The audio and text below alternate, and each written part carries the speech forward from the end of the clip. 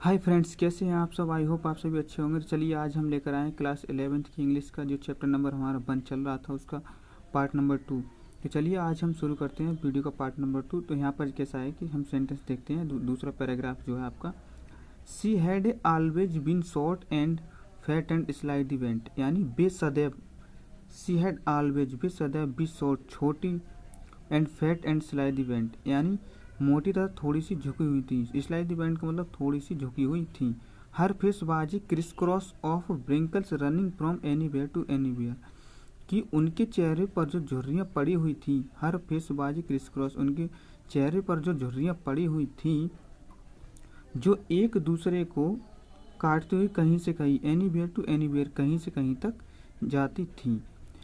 No, we were certain she had always been as we had known her, कि हम विश्वास करते थे we were certain she had always been as a had known, कि वे सदैव से ही ऐसी थी, कि जब से हमने उन्हें देखा था कि वे सदैव से ही ऐसी थी। कैसी थी? ओल्ड, सो ट्रिबली ओल्ड, बूढ़ी थी, सो ट्रिबली ओल्ड, और वह इतनी बूढ़ी थी that she could not have grown older, और वे इतनी बूढ़ी थी कि और बूढ़ी नहीं हो सकती थी। And had stayed at the same age the for 20 years, तथा 20 वर्ष से उसी उम्र पर रुक गई थी। स्टेड का मतलब रुकना। Stayed at the same age for 20 years, वह 20 वर्ष से उसी उम्र में रुक गई थी।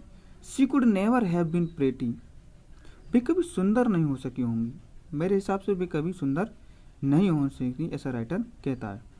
But she was always beautiful, लेकिन वह सुंदर थी, वैसे सुंदर थी।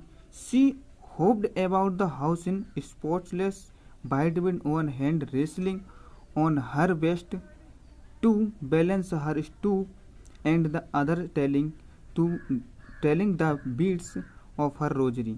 तो इसका कहने का मतलब क्या है कि she hopped about the house, कि भी घर में बेदाग, स्पॉटलेस का मतलब बेदाग, वाइट, सफेद, विद वन हैंड, उनका एक हाथ जो था, रेसलिंग और हर बेस्ट, वह कमर पर रखकर यानी लंगड़ा कर चलती थी। यानी वे घर में बेदाग सफेद कपड़े पहनकर लंगड़ा कर चलती थी।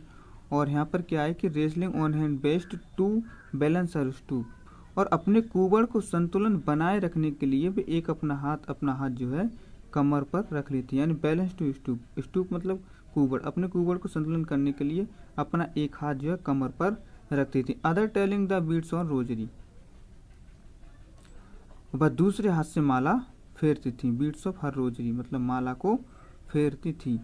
हिज सिल्वर लॉक्स, उनके चांदी से बाल, लॉक्स, बर्स स्कैरेड, फैले हुए थे, untidy, over her pale, puckered face, and her lips constantly moved inaudible prayer.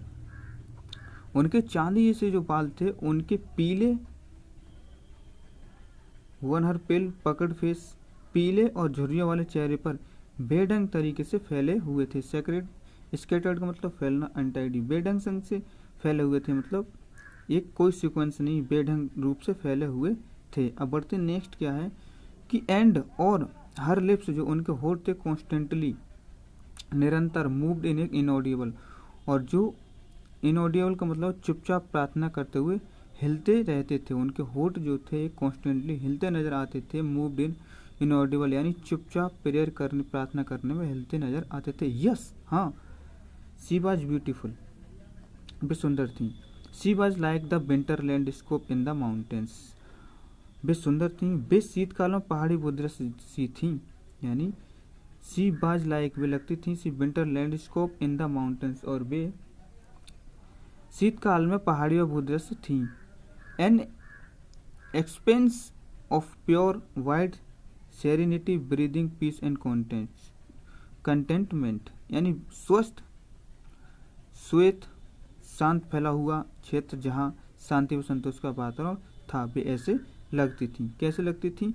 जैसे मानो कि कि एक शीतकाल में पहाड़ी वो दृश्य थी जो स्वच्छ था, श्वेत था, शांत था, फैला हुआ था और जहाँ पर शांति और संतोष का एक वातावरण नजर आता था। तो बढ़ते हैं नेक्स्ट की ओर।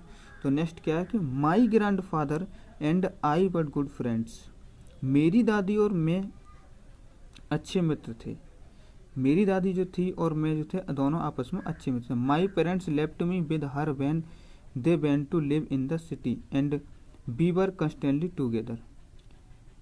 जब मेरे माता पिता शहर में रहने के लिए चले गए तो वो मुझे उनके पास छोड़ गए, बाहर छोड़ गए थे, यानी उनके पास छोड़ गए थे, सॉरी। जब मेरे माता पिता शहर में रहने के लिए गए तो वो मुझे उनके पास छोड़ गए थे। तो अब क्या है आगे की ओर कि she used to wake me up in the morning and get were ready to school.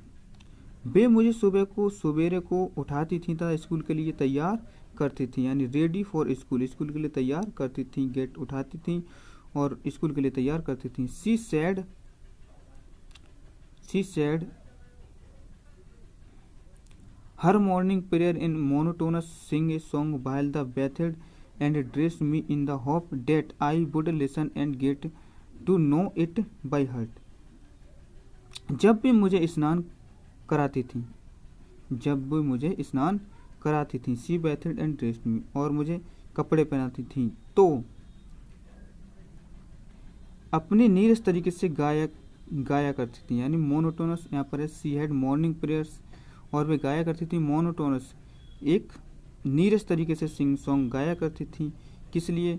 इस आशा से कि I would listen and to get to know it by heart, कि इस आशा के साथ गाती थी कि सुनकर मुझे भी याद हो जाएगी। तो क्या है कि जब वे मुझे नहलाती थी और कपड़े पहनाती थी तो एक मोनोटोनस तरीके से कविता या कोई सॉन्ग सुनाया करती थी अपने नीरस तरीके से, ताकि वो मुझे याद हो जाए। फिर बढ़ते हैं आगे की ओर। आई लिसन्स बिकॉज, मैं सुनता तो, बिकॉज क्योंकि, आई लव्ड हर वॉइस, क्योंकि मैं उनकी आवाज़ से अच्छा प्यार करता था, but never bothered learn to, और मैंने ये याद करने की चिंता छोड़ दी थी। तो देखते हैं अब देखते हैं नेक्स्ट यहाँ की जो है। Then she would fetch my wooden slate, यानी वो मेरी स्लेट को विच शी हैड ऑलरेडी, पहले से ही बास्ट एंड प्लास्टर्ड विद येलो चिल्क, यानी पहले से ही वो मेरी स्लेट जो थी उसको पहले से ही मुल्तानी मिट्टी से पोते तैयार रखती थी। टिनी अर्थ इंकपॉट, एक मिट्टी की जो थी इंकपॉट को तैयार रखती थी। एंड रेड पेन, और एक जो है सरकंडे के पेन जो थी। Tie them all in bundle, उनका बंडल बनाकर। एंड हैंड इट मी, और मेरे हाथ में दे दिया करती थी। After a breakfast of a thick stale chapati with a little butter and sugar spread, जब हम नाश्ते में एक थोड़ा सा बटर और यहाँ पर एक शुगर स्प्रेड यानी मक्खन और बासी रोटी जो है, हम बासी रोटी का नाश्ता करके हम स्कूल जाते थे। वी वेंट टू स्कूल, हम स्कूल जाते थे। अब क्या है, अब देखते हैं लास्ट जो है सेंटेंस आपका। और फिर यहाँ पर है सी कैरीड, जो मेरी दादी थी, सेवरल स्टील चपाती, कुछ चपातियों को with her for a black dogs, कुछ चपातियों को गांव के कुत्तों के लिए संग ले जाती थी। तो आई होप आपके लिए समझ में आया होगा। वीडियो अच्छा लगा तो लाइक करें, शेयर करें, प्लीज़ चैनल को सब्सक्राइब करें। तो आज के लिए बस इतना ही, मिलते हैं नेक्स्ट वीडियो में। जय हिंद, जय भारत।